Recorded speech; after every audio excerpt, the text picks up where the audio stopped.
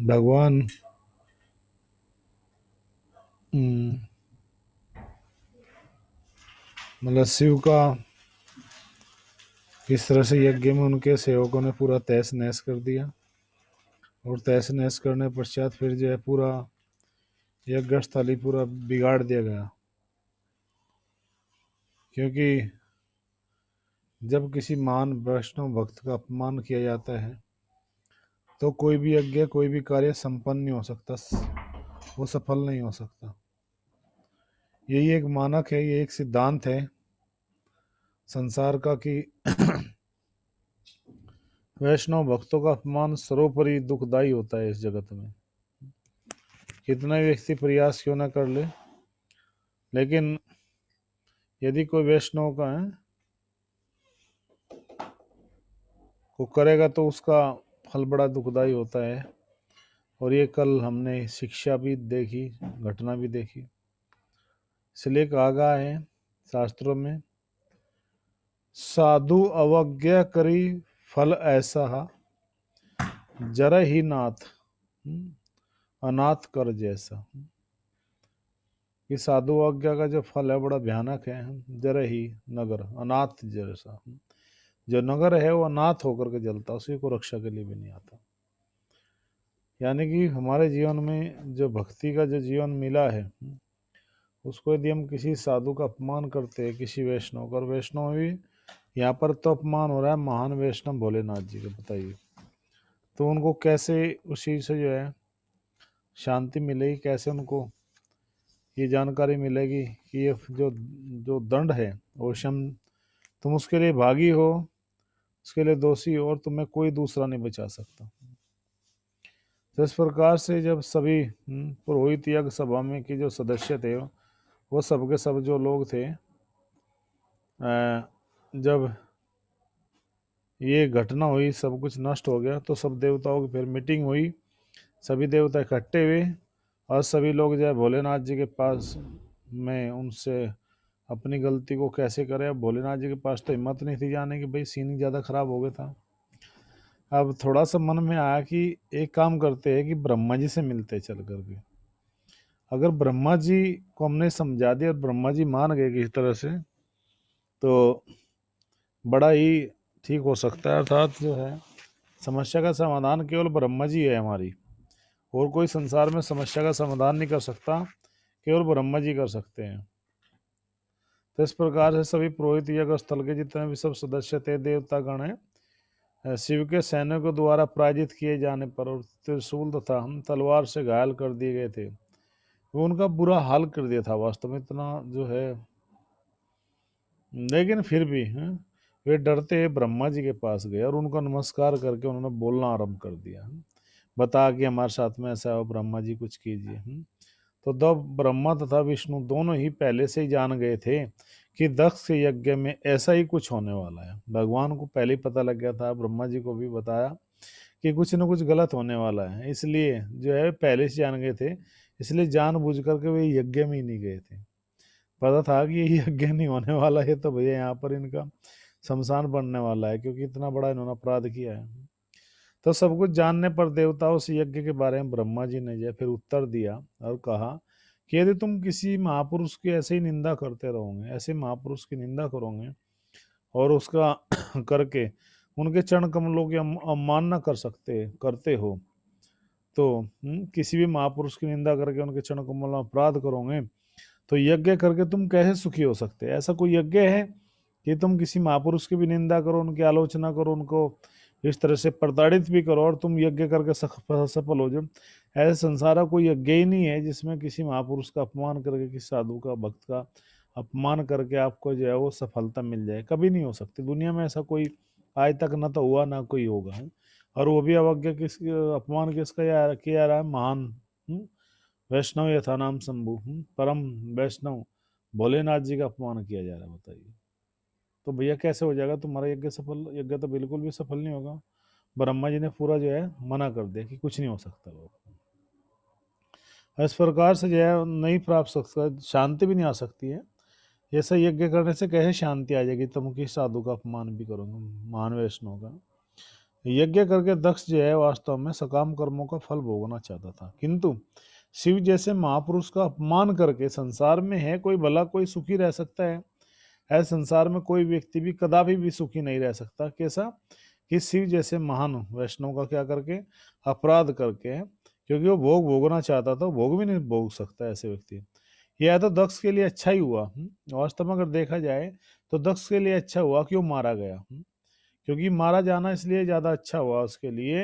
अगर वो जीवित रहता तो बारंबार फिर उसे अपराध करता, फिर वो जो है शिव के चरणों में अपराध करता। तो इस तरह से यदि कोई व्यक्ति बार बार जो अपराध करता रहे, यदि उसकी हत्या ना की जाए, यदि उसको राज दंड ना दिया जाए, दंड का विधान जो बताया गया है मनु संहिता के अनुसार, मनु महाराज ने बताया है, उसके अनुसार यदि किसी की हत्या नहीं हो, उसको तुच्छ दंड ये होता है कि जो उसको तुरंत दंड दिया जाए। अगर ऐसा दंड नहीं आता तो व्यक्ति बार बार अत्यधिक जो है क्या करता, हत्याएं करता रहेगा, और जो है इस तरह से जो है फिर उसका इस संसार में आना जाना ही लगा रहेगा। इसलिए कह रहे कि तुम लोगों ने शिव को यज्ञ का जो भाग ग्रहण करने से वंचित जो किया है। सबसे बड़ी बात, तुमने जो है शिव को उसका भाग नहीं दिया, उसका हिस्सा नहीं दिया यज्ञ का, और तुम सभी उनके चरण कमलों में क्या हो, अपराधी हो, दंडित हो। तुम दंड होने के लिए बताओ तुम्हारी क्या हिम्मत है उनका यज्ञ में भाग नहीं दिया। तुम यदि तुम जो है, एक बात और भी है लास्ट में बताता हूँ मैं, ब्रह्मा जी ने बोला कि बस इसका तो एक फल है कि तुम सब जा करके हाथ जोड़ करके भोलेनाथ जी से क्या करो, क्षमा की याचना कर लो, उनसे प्रार्थना कर लो उनके चरणों में। वो आशुतोष जी है, वो बड़े प्रसन्न होने वाले हैं, अपने भक्तों के ऊपर जल्दी कृपा करने वाले, किसी का दोष नहीं देखते, हमेशा वे आनंद में रहते हैं, भगवान के महान भक्त है। अगर तुम उनके प्रति ऐसा अपराध की भावना रखोगे तो निश्चित रूप से तुम्हारा सर्वनाश होगा, ऐसा तुम्हें कोई नहीं बचा सकता। अगर तुम इस तरह से ये सब करते रहोगे तो तुम्हें कोई नहीं बचा सकता ये सब जो है इन पाप दंडों के फल से। तो तुम्हारे लिए सबसे अच्छा यही है कि तुम जा करके जो है उनके चरण कमलों में अक्षमा मांग लो। अगर तुमने क्षमा मांग ली उनके चरण कमलों में जा करके, तो हो सकता है कि वे जो है तुम्हें क्या कर दे, माफ कर दे, तुम्हें फल दंड ना दे। और जो है अगर वे प्रसन्न हो गए तो प्रसन्न होते ही तुम्हारे जो सारे जो कार्यकलाप है वो ठीक हो सकते हैं। केवल उन भोलेनाथ जी के हाथ में ही है तुम्हारा जो जीवन का जो सार है। अब तुम्हारे पास में दूसरा कोई और साधन है ही नहीं कि तुम जो है अपने आप को क्या कर सको, बचा लो ऐसे अपराधों से। तो इसलिए जो है तुम सबके सब आत्मसमर्पण कर दो। और तुम यदि आत्मसमर्पण करते हो आप सभी देवता लोग, तो मैं सचमुच कहता हूं कि तुम जो है इस पाप कर्म के फल से बच जाओगे। ऐसा जो है एक ही विधान है, एक ही व्यक्ति तुम्हें शिव के क्रोध से बचा सकता है, और वो है शिव। अर्थात वही तुम्हें क्षमा कर सकते हैं, वही तुम्हें दंड देंगे। अगर प्रसन्नचित हो जाए, तुम्हें क्षमा कर दे, तुम्हें दंड ना दे, तो हो सकता है कि तुम बच जाओगे। इस प्रकार से तुम जाओ और उनसे क्षमा मांगो। तो ब्रह्मा जी ने शिव के प्रकोप से जो समस्त लोग के कहा कि जो शिव जी जैसे महान शक्तिशाली लोग, सारे सारे लोग जो है क्या हो सकते हैं, सबके सब नष्ट हो सकते हैं अगर वे थोड़ा सा भी क्रोध करेंगे, इतने शक्तिशाली है। और क्योंकि शिव जी जो है अपनी प्रियतमा कौन, सती माता के निधन से बहुत दुखी है, और दक्ष से कटु वचनों से वे मर्मात है, उनका हृदय टूटा हुआ है। तुम सभी तुरंत जाकर के उनसे क्षमा मांग लो। ब्रह्मा ने कहा, न तो मैं ही क्षम, न तो मेरी हिम्मत है, न इंद्र और न यज्ञ स्थल में समस्त जो देव मुनिगण जो ऋषिगण थे वे ही जान सकते हैं कि शिव कितने शक्तिशाली है, कितने महान है। ऐसे में कौन होगा जो उनके चरण कमलों में अपराध करने का दुस्साहस करेगा, और वो सब तुमने किया है। तो तुम्हारे लिए सबसे अच्छा है कि ऐसे महान वैष्णव के चरणों में जाकर तुम अक्षाएं मांग लो, तो तुम छोटे नहीं पड़ जाओगे। एक तरह से ब्रह्मा जी यहाँ पर डांट रहे, अगर किसी बड़े व्यक्ति के चरणों को मतलब को अपराध होता है, कोई दंड देता का विधान है, यार कुछ गलती हो जाती है, तो जो है क्या चाहिए कि तुम अपने आप को बड़े मत मानो। अब क्योंकि तुम लोगों ने गलती की है, और गलती करने वाला व्यक्ति हमेशा छोटा होता है, और क्षमा करने वाला व्यक्ति हमेशा बड़ा होता है। तो तुम अपनी ये पोजीशन, ये पोस्ट और ये सब भूल जाओ कि तुम बड़े कोई 30 मार का हो, तुम इतने बड़े बड़े देवता हो। मैं कह रहा हूं तुम लोगों से, अगर मेरी बात को नहीं मानते हो और मेरे पास में चल के भी आए हो तुम लोग, तो मेरा तो यही कहना होगा आप लोगों से कि जाओ और क्षमा मांगो उनसे। अगर क्षमा नहीं मांगते आप लोग, तो जो है फिर मेरे पास भी आना है, कोई लाभ नहीं मिलेगा आपको। क्योंकि लाभ इसलिए नहीं मिलेगा क्योंकि तुम कहीं ना कहीं ये सबके सब अपराध अपराध प्रवृत्ति में पाए गए हो। अर्थात तुम संलग्न हो, सबके सब साजिश करते हो, तुम सबने षड्यंत्र किया। ये बिल्कुल इस बात से जो है मैं मना नहीं कर सकता, क्योंकि अगर षड्यंत्र ना करता, अगर तुम लोग खाली इसमें दोषी होता दक्ष प्रजापति जिस जो मारा गया है, तो मैं तब भी मान लेता। लेकिन तुम सबने भी जो है इसको केस को बढ़ाने का प्रयास किया, अर्थात तुम सबने भी आग में पूरी तरह से घी डालने का काम किया। और जो व्यक्ति घी डालने का काम करता है अर्थात झगड़ों को बढ़ाता है इस तरह से, वो सब काम तुमने किया। अब जो ये सब काम करने के पश्चात भी तुम अपने मुख से सीधे नहीं बन सकते, ना तुम भोले बन सकते, ये सीधी सी बात है। अब जाओ और क्षमा मांगो, वही शिव ही केवल तुम्हें शिव के क्रोध से बचा सकता है। और कोई तुम सोचो यहाँ सोच करके सिफारिश करे किसी तरह से तुम बच जाओगे, ऐसा नहीं हो सकता। क्योंकि महान व्यक्ति के चरणों में किया गया अपराध जो है व्यक्ति के समस्त कुल को जला करके राख कर देता है, नष्ट नष्ट कर देता है। ऐसे मान कितना बड़ा अपराध, जानते हो ये क्या किया तुमने? देखो, उनको तो उनकी पत्नी को मरना पड़ा, बताइए। उनकी पत्नी का तुम्हारे ऊपर तो जो है 420 में मतलब पूरा जो धारा है वो लगनी चाहिए, पूरी एफआईआर दर्ज होनी चाहिए, नाम दर्ज रिपोर्ट होनी चाहिए तुम्हारी, तो फर्स्ट इन्वेस्टिगेशन रिपोर्ट दर्ज होनी चाहिए। क्योंकि तुम सबके सब दोषी हो, सब बच नहीं सकते। अगर तुम दोषी नहीं थे तो तुम वहां यज्ञ स्थल में क्या कर रहे थे? और उस समय तुमने रोका क्यों नहीं है? तुमने कौन सा हिस्सा दिखा, कौन सी पार्टी, कौन सा भाग तुमने लिया, अर्थात किस तरफ तुम थे? ये सब सबके सबके सब बातें बताओ। अब ये सुनकर के सबके सब देवता तो बिल्कुल चुप हो गए, क्योंकि वे तो सबके दोषी थे। निश्चित रूप से उनका भी श्रेय था, उनका भी हाथ था दक्ष प्रजापति के ऐसा करने में। और कहा कि तो इसका मतलब तुम्हारी पिटाई अच्छी हुई, ये होना जरूरी था। बीच बीच में दंड देना भी ठीक है, नहीं तो व्यक्ति उद्दंड हो जाता है, उसको उसकी औकात को बताना जरूरी था। इसलिए शिव गणों ने जो किया तुम्हारे साथ में, मैं उसको गलत नहीं ठहरा सकता, क्योंकि शुरुआत तुमने की थी। और माता सती को भी अपने शरीर से क्या करना पड़ा? हाथ धोना पड़ा। बताओ, उसका जीवन को तुम लोगों ने छीन लिया। और कटु ने जो शब्द कहे, जो कड़े कड़े जो शब्द कहे शिव को दक्ष ने, उनके द्वारा उनका हृदय कितना दुखी है तुम नहीं जान सकते, क्योंकि तुम तो निर्दयी हो, तुम्हारे हृदय में दया ही नहीं है। तुम इंसान क्या, देव देवता क्या, इंसान से भी गिरे गुजरे हो। तुम्हारे हृदय में इस तरह से ये भावना है कि ऐसे तुम जो है किसी का अपमान करोगे, उस व्यक्ति को, दुष्ट को, मूर्ख को तुमने अध्यक्ष बना दिया, प्रजापति बना दिया, फिर तुम बैठ करके वहां पर उसकी बातों को सुन रहे, बकवास सुन रहे उसकी। तो इस तरह से पूरी तरह से जो है ये ब्रह्मा जी का जो है इनडायरेक्टली पूरी तरह से फटकार थी सभी देवताओं को। अब ये फटकार सुनकर के सभी देवताओं की बुरी तरह से वे सबके सब जो है मतलब सबके सब ठंडे हो गए। आज तो बिल्कुल ब्रह्मा जी ने पूरा क्लास ऐसा लगा कि सबको शांत कर दिया। जब सबको शांत कर दिया पूरी तरह से, तो वे जो है सबके सब जो है फिर उनके चरणों में दुस्साहस नहीं करेंगे। और सभी को उपदेश देकर के फिर ब्रह्मा जी ने कहा कि चलो, तुमने अपराध किया है तो उसके लिए तुम क्षमा मांगते हो। फिर सबने जो है ब्रह्मा जी से क्षमा मांगी इस बात के लिए कि हम के सबके सब दोषी है, हमने जो है अपने अधिकार का दुरुपयोग किया, अब हमें क्षमा कर दीजिए और हमें बताइए हमें क्या करना है। तब फिर ब्रह्मा जी ने कहा कि इसका सीधा सीधा सा ये है कि भाई अब तुम्हें चलना पड़ेगा। अब सब ब्रह्मा जी फिर जो है सबको लेकर, क्योंकि देवताओं की हिम्मत नहीं थी वहां जाने की, डरे हुए थे पूरी तरह से। अब फिर ब्रह्मा जी उन सबको लेकर के कैलाश पर्वत की ओर चल दिए। कहा कि चलो मेरे साथ में चलो, क्योंकि तुम तो दोषी हो, दोषी व्यक्ति किसी के सामने कैसे जाएगा? अब देवताओं के तो ऐसे बहुत सारे केस देखे गए हैं कि भूतकाल में भी कि भाई उन्होंने ऐसे किया, और वो हिम्मत ही नहीं हुई। फिर ब्रह्मा जी के साथ जो चले तो उपदेश दिया, फिर ब्रह्मा जी के साथ कैलाश की ओर बढ़ चले।